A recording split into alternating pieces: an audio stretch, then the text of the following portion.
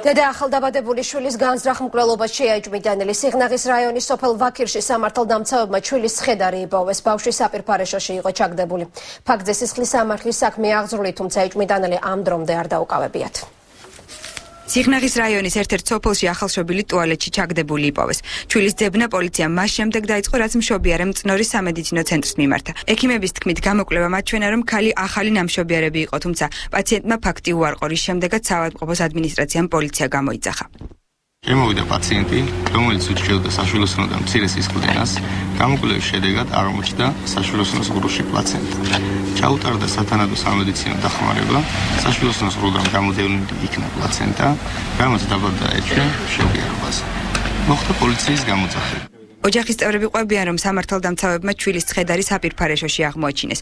ამბობენ, რომ ქალის ფეხმძიმობის შესახებ არაფერი იცოდნენ.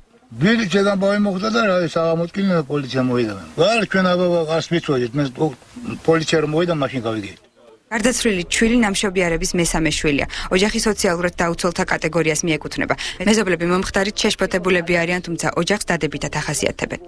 10 წლის ყავს უკვე შვილი, 7 წლის მეორე ბიჭი ყავს, გოგო და ბიჭი ყავს. როგორ ექცევა თავის შვილებს? ანუ კარგი დედა.